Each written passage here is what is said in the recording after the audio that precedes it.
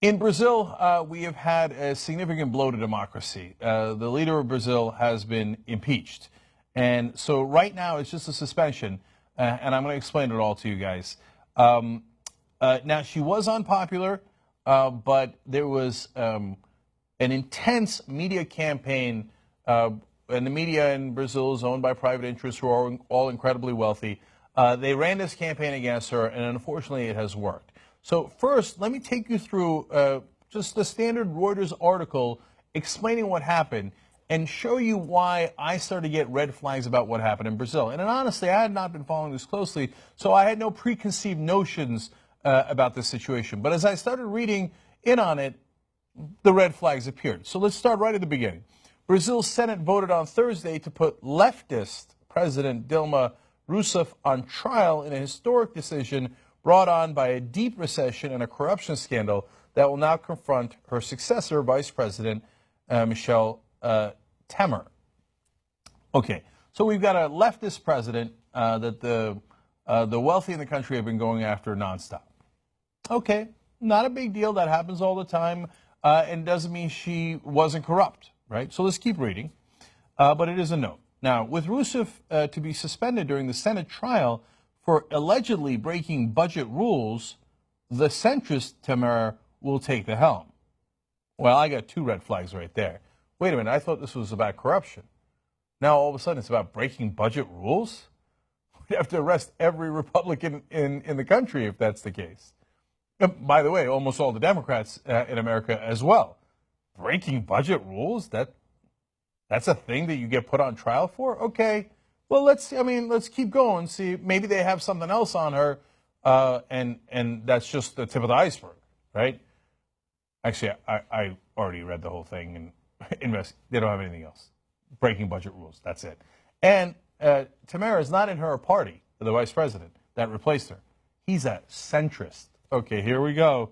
Get the leftist out, put in the so-called centrist to do exactly what those private interests want. I've seen this movie before. Okay, but let's keep going. Early Thursday, Temer aide said the incoming government would announce a series of austerity measures. Okay, now you can say it with me. Of course! Leftists. No, austerity. Okay, the Brazilian people will pay back those investors, okay? The investors have to have their way, and they will get a good rate of return on the backs of the Brazilian people. Here comes austerity measures. Probably had nothing to do with it. Probably those budgetary rules were so important. Okay.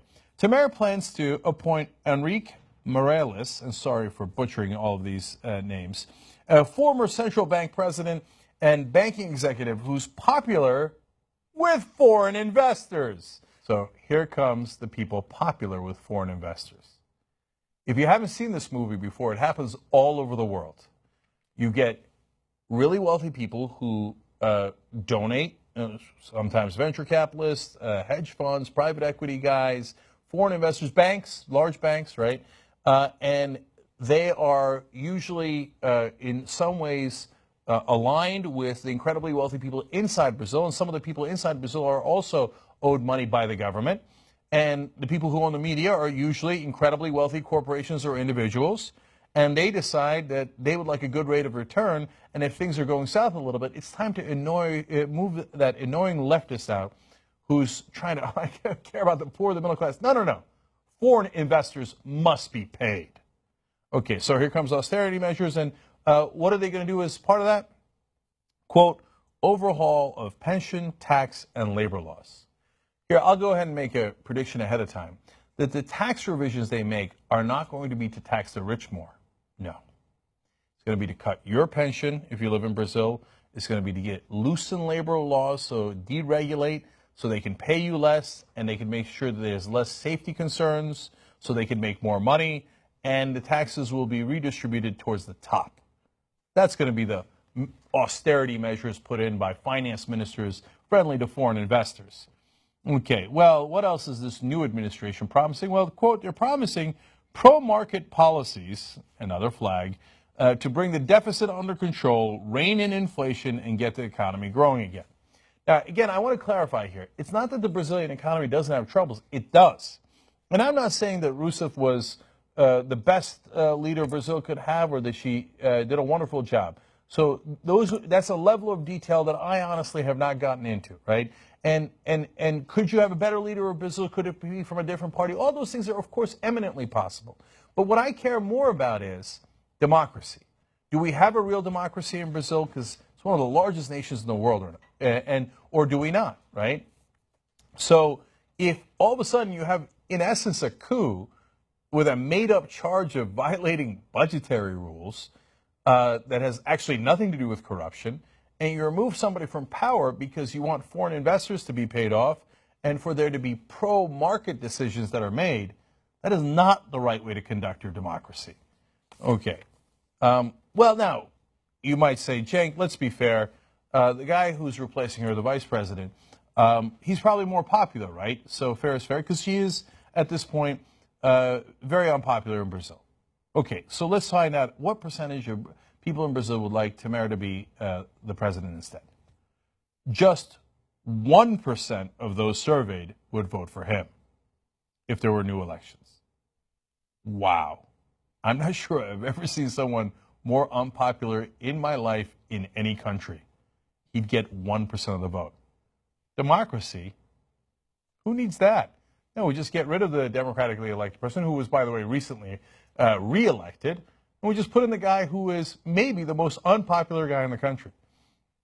Okay, well, now we go to The Intercept, and we find out more about this guy. Okay, he's not popular, but since we had so-called corruption, at least he's probably squeaky clean, right? Here's what The Intercept reports. The person to be installed is awash in corruption, accused by informants of involvement in an illegal ethanol purchasing scheme. He was just found guilty of and fined for election spending violations and faces an 8-year ban on running for any office.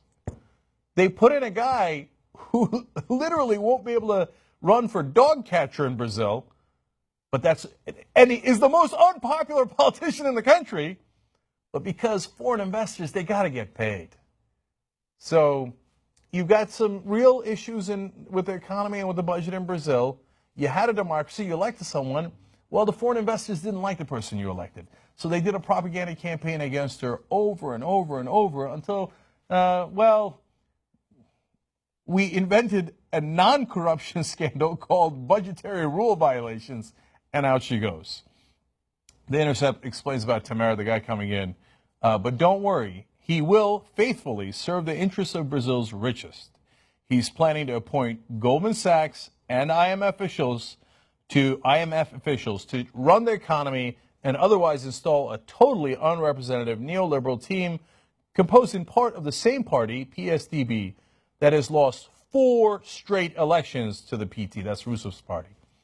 So the party that lost the 4 elections is now somehow, in essence, back in charge along with Goldman Sachs.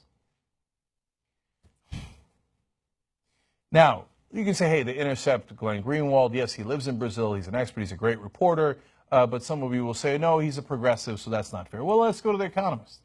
The Economist is nobody's liberal. Okay, that is a magazine that is fairly conservative, certainly conservative on economic issues. And even The Economist said that this procedure was, quote, a pretext for ousting an unpopular president. So even the conservatives are like, come on, let's keep it real. There's no real corruption scandal here. It's just a pretext, right? We don't like her. We got to get her out. And back to that private media that ran the campaign against her.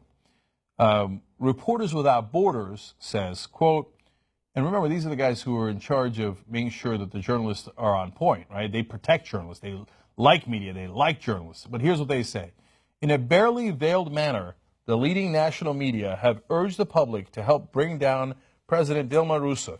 The journalists working for these media groups are clearly subject to the influence of private and partisan interests, and these permanent conflicts of interest are clearly very detrimental to the quality of their reporting. That's a very polite way of saying, yeah, they made up a lot of stuff against her because their corporate bosses told them, we don't like her, we want our guy in charge. Okay. And how about the supposed purpose of this? It was because, oh my God, there's corruption, that's why we had to do it. Well, for that, we go back to Greenwald at The Intercept. He says, how can anyone who's minimally rational believe this is about corruption when they're about to install as president someone far more implicated in corruption than the person they're removing?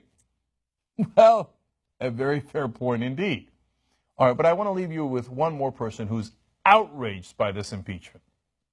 He says, impeachment is unthinkable, would create an institutional crisis. There is no judicial or political basis for it. Wait a minute. That's Tamara, the vice president, who just replaced the president. Oops.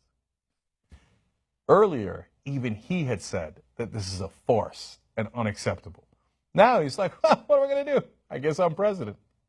The least popular, perhaps most corrupt guy in the country, all of a sudden put into power by foreign investors. Does that look like a democracy to you?